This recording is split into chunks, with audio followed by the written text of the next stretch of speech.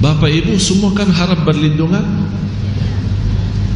dalam segala hal.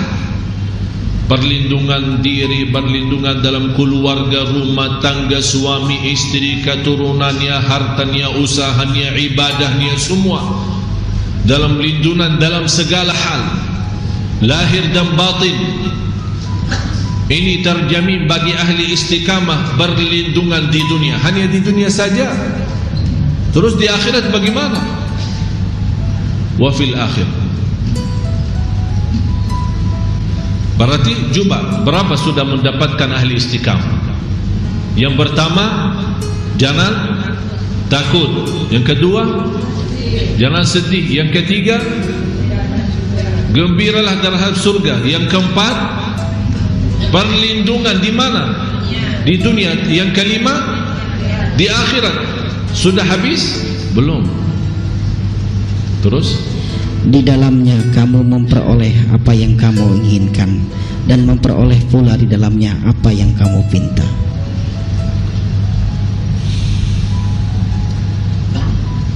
Saya saat baca ayat ini, jujur saja hampir 20 menit saya berhenti ini. Walakum fiha ma tashtahi anfusukum. Kenapa dibawakan kata tashtahi anfusukum? Bisa ulang lagi? Di dalamnya kamu memperoleh apa yang kamu inginkan. Apa yang kamu? Berarti di dalam surga bagi ahli istiqamah, apa yang dia inginkan, belum minta kan? Itu keinginan itu selalu ada di mana? Di dalam hati, di dalam jiwa, di dalam nafsu. Istilahnya syahwat. Tapi selalu kita mendengar kata syahwat itu selalu negatif.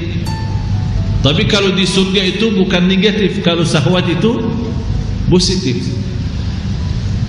Yang saya mendapatkan habis saya berfikir dan mendalami ayat ini, Allah subhanahu wa ta'ala membuka hati saya menurut ayat ini. Walakum fiha ma tashtahi anfusukum. Saat kita di dunia menahan hawa nafsu, tidak melanggar aturan Allah dan tidak melanggar perintah Allah, akan Allah hargai nafsu kita dan diberikan sesuai syahwatnya dan keinginannya.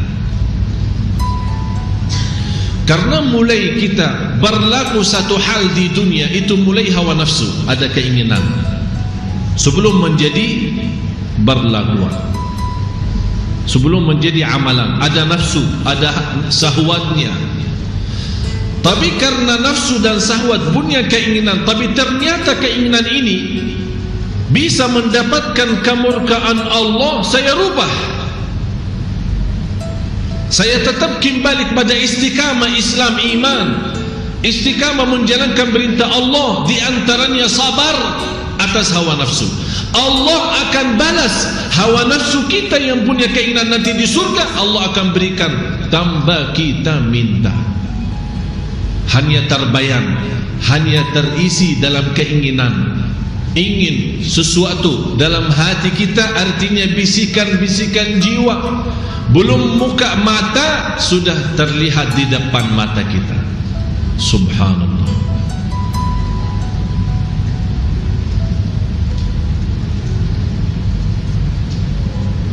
Walakum fiha ma tad'un, dan apapun yang kamu minta. Coba ini sekarang ada dua ya. Yang kita ingin belum kita minta, kemudian yang kita minta.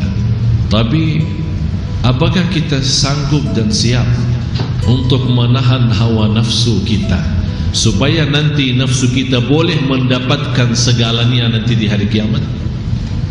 Ini yang perlu kita ini fikirkan. Menurut saya Bapak Ibu, kalau kita benar-benar bisa menhayati ayat ini, bisa mendalaminya, bisa mensucikan kalbu kita, insya Allah kita akan sampai ke martabat ahli istiqamah yang mampu melawan hawa nafsu dengan mudah.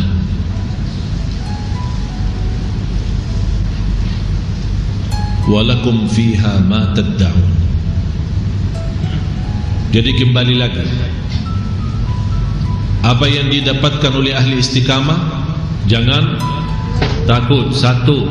Yang kedua, jangan sedih. Yang ketiga, gembira terhadap surga Allah. Yang keempat, perlindungan di dunia. Yang kelima, perlindungan di akhirat. Terus yang keenam, akan Allah berikan segala keinginan kita. Hanya keinginan. Yang ketujuh, dan apa yang kita minta.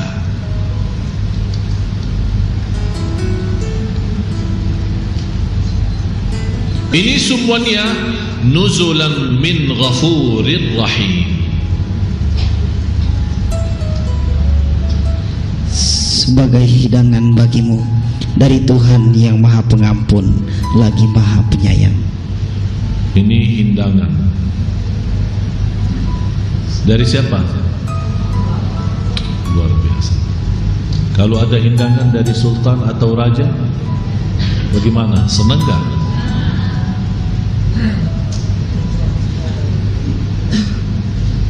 Bagaimana ini tawaran langsung dari Allah Subhanahu wa ta'ala. Dan kenapa terbawa kata Ghafurur Rahim? Apa hubungannya di sini?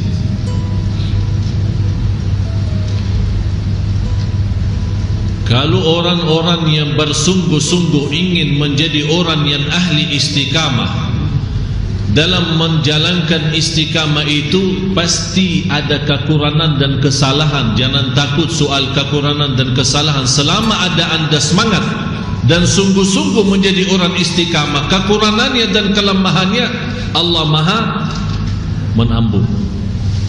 Ghafur. Tapi mendapatkan Allah takhafu wa la tahzanu, dan gembira terhadap surga dan perlindungan dunia dan di akhirat. Kemudian Allah akan berikan segala keinginan kita, dan apa yang kita minta itu karena Allah Maha Rahim. Sesuai dasar hadis yang sahih, Rasulullah sallallahu alaihi wasallam menyuruh kita untuk beramal saleh. Karena sesungguhnya tidak akan orang masuk surga dengan amal salih begitu saja, tapi masuk surga karena rahmat Allah. Jadi saat kita mendapatkan surga Allah tapi masih ada banyak dosa dan maksiat, itu karena Allah Maha menampung. Walaupun kita belum pantas menjadi ahli surga, tapi karena Allah Maha Rahim. Jamaah sekalian, ingat ini satu kata, satu nasihat atau satu kata: masuk surga karena rahmat Allah. Martabat kita di dalam surga karena adil Allah. Sudah jelas bedanya? Masuk surga, mulai masuk surga karena rahmat Allah. Jadi jangan anda berfikir karena saya 24 jam ibadah harus saya masuk surga. Tidak ada berfikir seperti itu. Tapi kita bersemangat ibadah, istiqamah lahir batin, dan juga masih merasa diri, ya Allah, saya belum pantas menjadi ahli surga.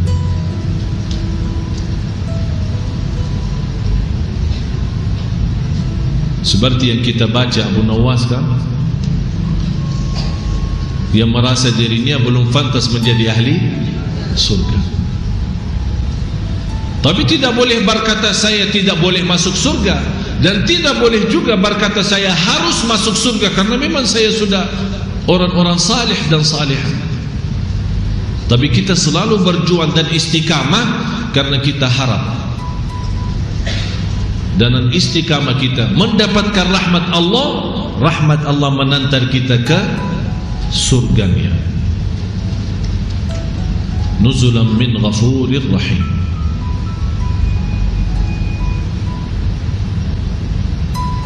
Saya berfikir masuk surga karena rahmat Allah, dan di dalam surga posisi kita, martabat kita itu karena adil Allah. Contoh, sudah muazzam? Kalau orang masuk surga, misal Bapak Ibu, saya dan Bapak Ibu masuk surga, amin. Semuanya karena rahmat Allah. Di antara kita ada yang lebih takwa daripada saya. Saya punya keyakinan di antara Bapak Ibu yang hadir malam ini di sisi Allah lebih baik daripada saya. Tapi coba seandainya, dan insya-Allah mudah-mudahan kita sama-sama masuk surga. Kalau soal rahmat Allah, tidak ada beda antara saya dengan Bapak Ibu. Kalau mau masuk surga, tidak ada beda antara saya sama Bapak Ibu. Karena semuanya masuk surga karena rahmat Allah. Tapi kalau sudah di dalam, ini ada beda. Maaf, yang lebih takwa akan lebih tinggi. Oh, ternyata Syekh Ali tidak salat malam, tapi ibu-ibu salat malam. Oh, maaf, jadi ibu-ibu di atas. Walaupun yang ceramahin setiap malam itu Syekh Ali sendiri. Walaupun saya yang ceramahin, saya yang bagi ceramah, saya menyampaikan nasihat, tapi bisa jadi antara Bapak Ibu yang lebih tinggi posisinya di dalam surga. Karena di situ tidak ada rahmat Allah kalau sudah di dalam. Yang berlaku di dalam surga adalah adil Allah. Bagaimana adil Allah? Yang sudah benar-benar ikhlas, bermujahadah dan istiqamah, salat malam, baca Quran, bersedekah dan segala perjuangan, Allah hargai itu dan Allah naikkan posisinya. Oleh karena itu Bapak Ibu, jangan anda merasa ya udah kalau memang masuk surga karena rahmat Allah, udah tidak usah beramal. Masa kita mau di posisi yang di bawah saja? Cemburu kita, iri kalau kita melihat semua ahli surga sudah naik ke atas. Sebagaimana kata Siti Aisyah radhiyallahu anha, tidak ada yang lebih tinggi daripada ahlul Quran di dalam surga. Karena setiap ayat punya tingkatan dalam surga. Jumlah tingkatan dalam surga sesuai jumlah ayat Al-Quran. Oleh karena itu tidak ada yang lebih tinggi daripada ahli Quran di surga. Jadi orang yang hafal juz 30 sama yang hafal 30 juz beda sih. Beda. Walaupun dua-duanya masuk surga, tapi secara adil, karena adil Allah tidak mungkin mereka bisa di satu posisi dan di satu darajat. Pasti sangat beda. Mudah-mudahan Bapak Ibu kita menjadi ahli Quran. Saya kemarin beberapa malam lalu saya mimpi. Saya tidak akan ceritakan kepada Bapak Ibu apa yang saya mimpikan karena sangat ngeri. Yang saya mimpi itu malam pertama masuk alam kubur. Apa isinya, apa yang saya lihat, mohon maaf saya tidak bisa ceritakan karena betul-betul sangat ngeri. Tapi saya ingat satu hal. Azan 1 menit. Habis azan boleh lanjut ya? Udah, selepas azan kita lanjut. Apa itu satu hal? Habis, jangan kemana-mana.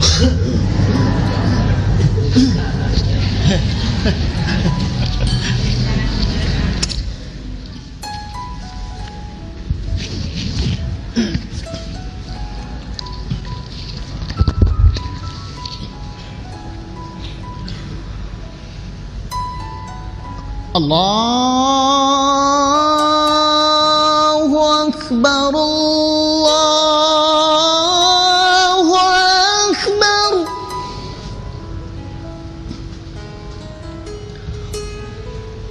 Allahu Akbar, Allahu Akbar. Asyhadu an la ilaha illallah.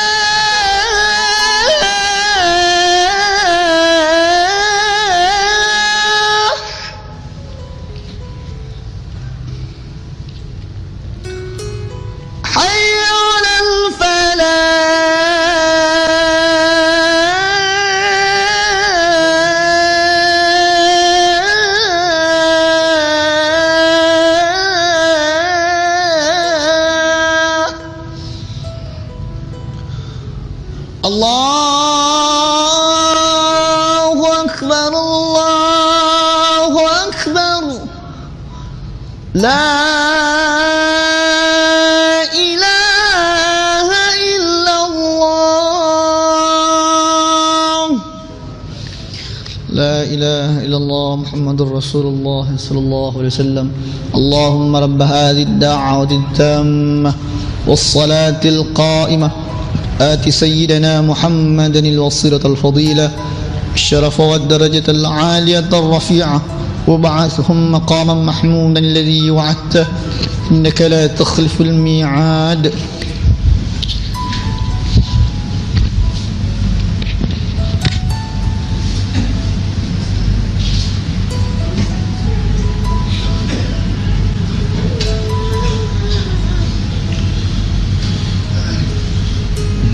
Alhamdulillah.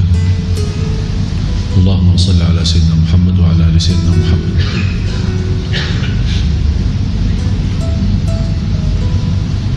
Di mana tadi? Satu hal. Mimpi saya sudah bilang, saya tidak bisa ceritakan. Cuma mudah-mudahan kita semua dirahmati Allah Subhanahu wa taala. Saya ingat satu hal yang terkait dengan istiqamah kita. Kemarin waktu bulan Ramadan, malam Lailatul Qadar,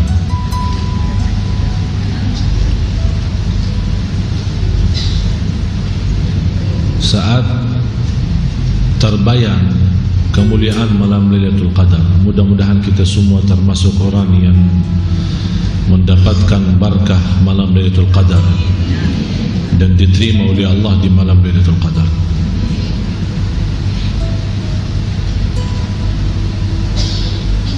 Di malam Lailatul Qadar segala takdir kita sepanjang tahun diturunkan. Berarti Bapak Ibu, takdir itu ada dua.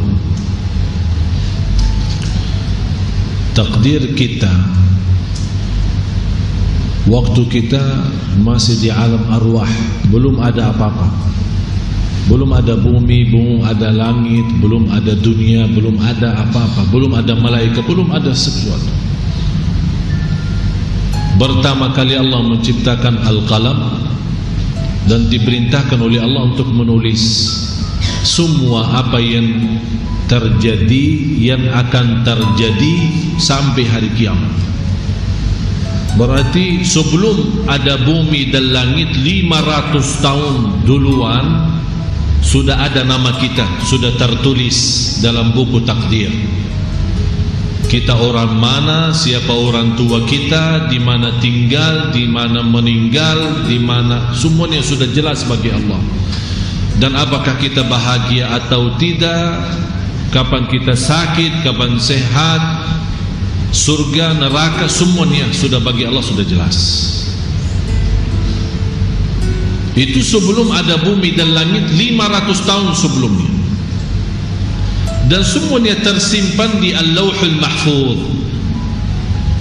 Al-Lawhul Mahfuz di langit yang ketujuh. Tidak boleh ada yang tahu isi buku itu, hanya Allah Subhanahu wa ta'ala. Kapan malaikat boleh tahu? Malaikat boleh tahu takdir itu yang terjalan selama 1 tahun. Mulai turunnya di malam Lailatul Qadar. Inna anzalnahu fi lailatin mubarakatin inna kunna munzilin fiha yufraqu kullu amrin hakim. Di malam Lailatul Qadar itu akan Allah turunkan segala takdir kita sepanjang tahun, dan malaikat boleh tahu tugasnya masing-masing. Malaikat yang membawa rizki, malaikat hujan, malaikat angin, malaikat bermacam-macam. Di antara malaikat adalah malaikatul maut.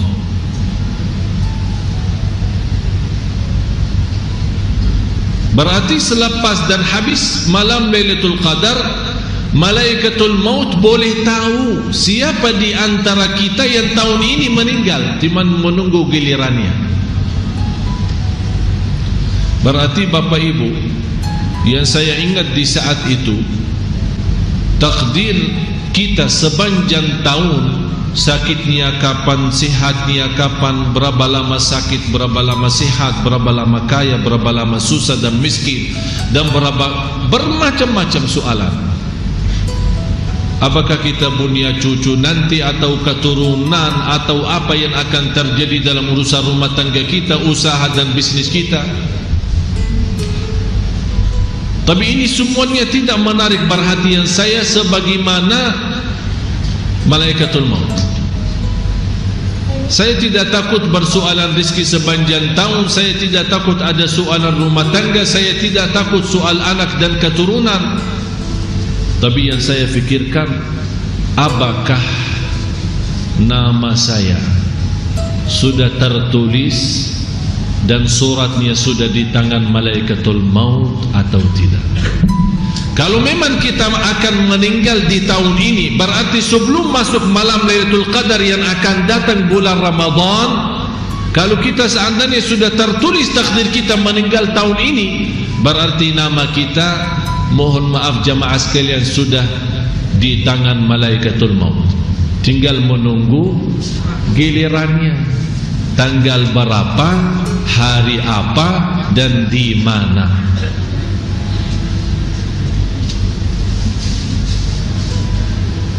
Saya tidak yakin, dan saya tidak bisa, dan anda semua tidak bisa tahu apakah nama kita sudah di tangan malaikatul maut atau tidak. Kalau masih kita punya umur bertemu malam Lailatul Qadar yang akan datang, berarti syukur Bapak Ibu, malaikatul maut belum tahu nama kita.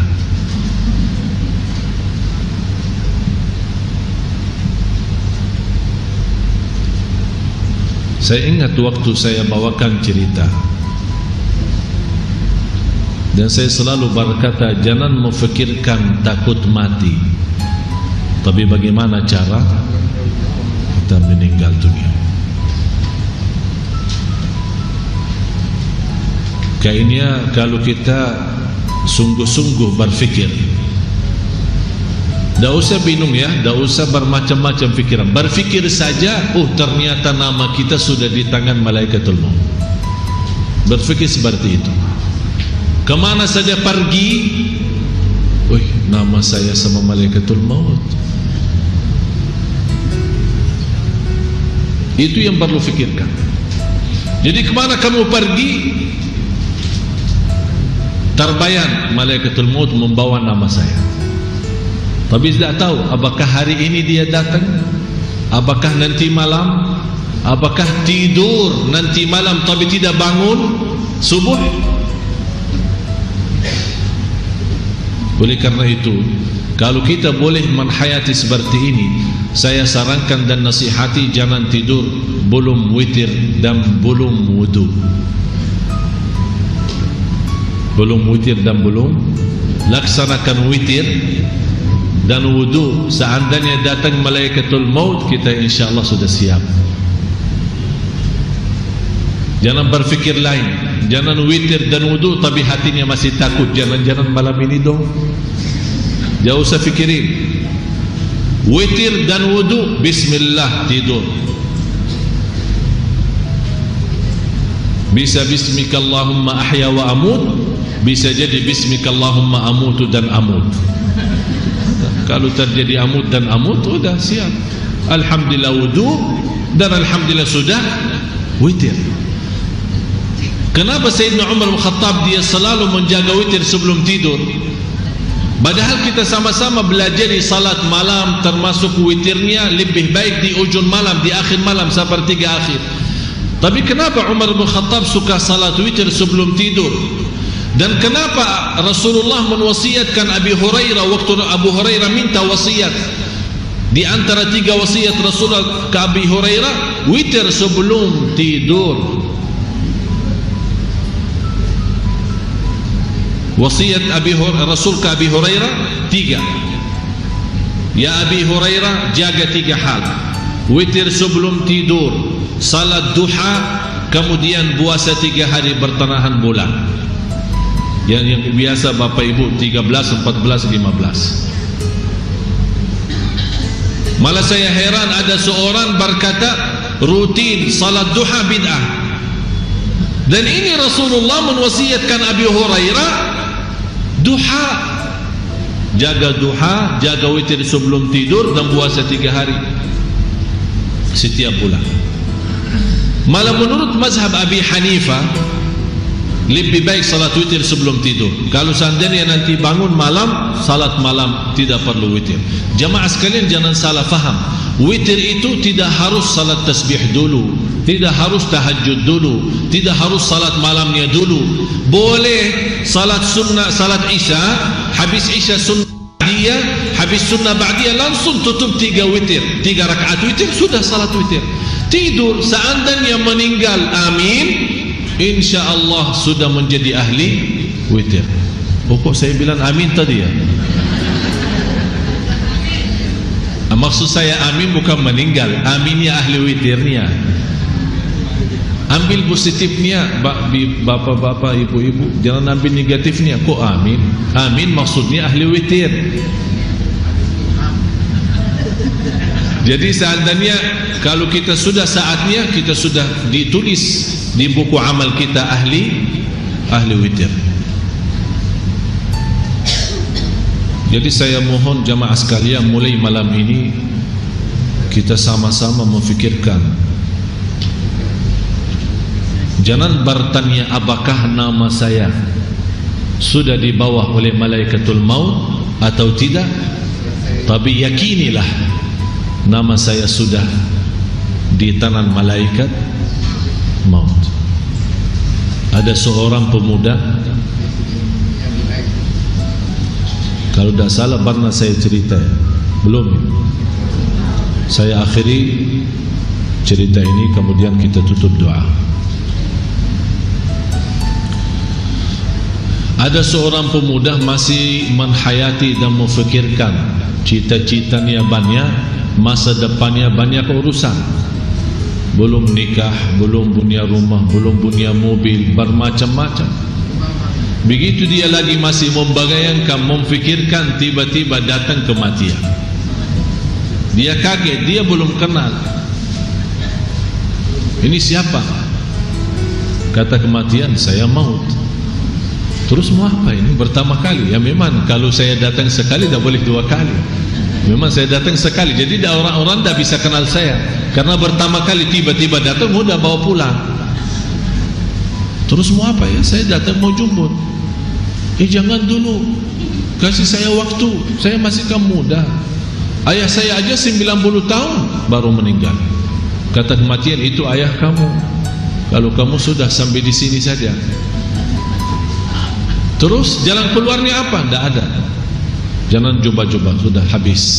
Itu keputusan. Anak pemuda itu merasa diri sudah betul-betul tidak bisa menghindarkan dari kematian. Dia mau coba menipu kematian. Bagaimana caranya? Dia merasa diri pintar.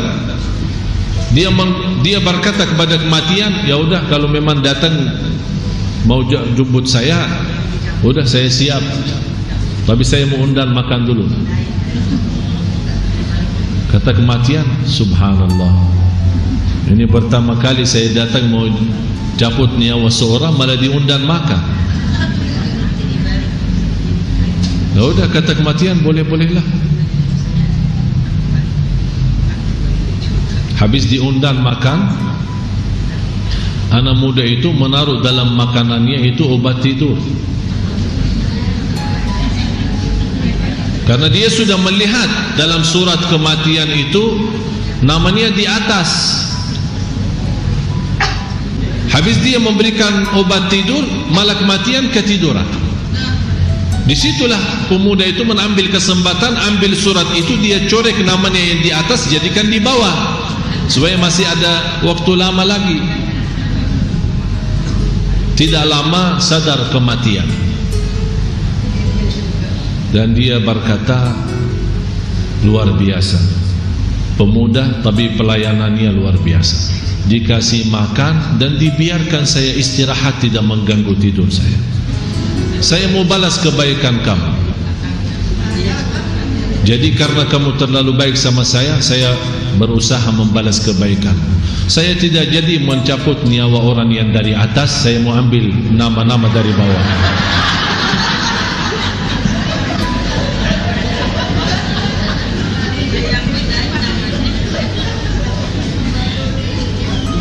Ternyata namanya di mana?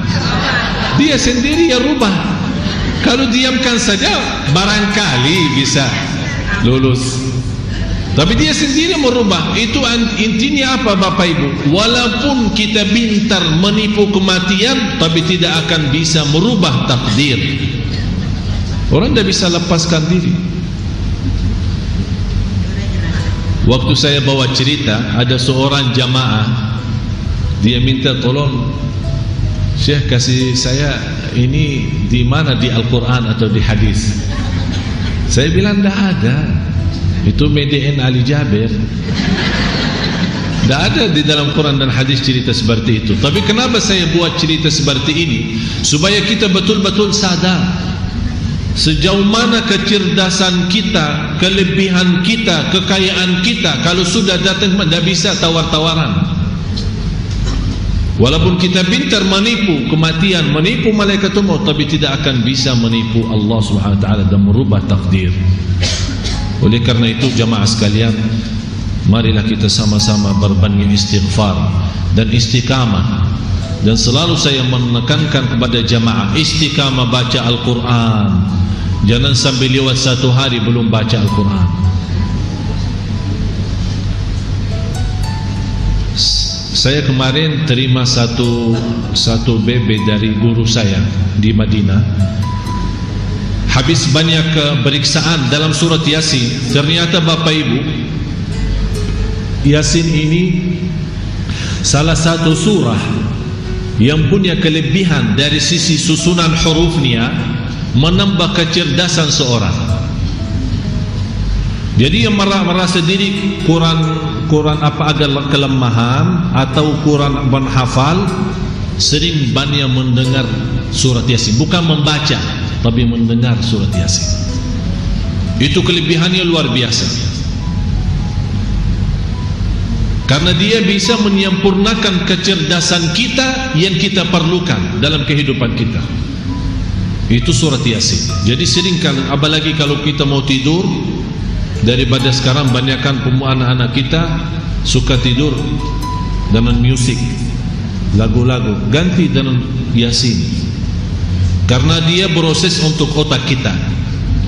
Walaupun kita tidur, tapi tetap dari susunan hurufnya surah Yasin, suaranya mengembangkan otak kita menjadi lebih cerdas. Itu menurut ahli saraf dan ahli-ahli jiwa, bertemu dengan Yasin itu memang luar biasa berkahnya. Oleh karena itu Bapak Ibu, jangan sia-sia istiqamah baca Quran, istiqamah mendengar Al-Quran, istiqamah salat malam walaupun 3 rakaat witirnya, istiqamah duha walaupun 2 rakaat, salat 5 waktu, dan selalu senantiasa bersedekah walaupun semampunya, tapi setiap hari.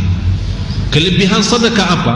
Bukan kelebihannya berapa yang kita sedekahi, tapi kelebihan sedekah istiqamah kita bersedekah.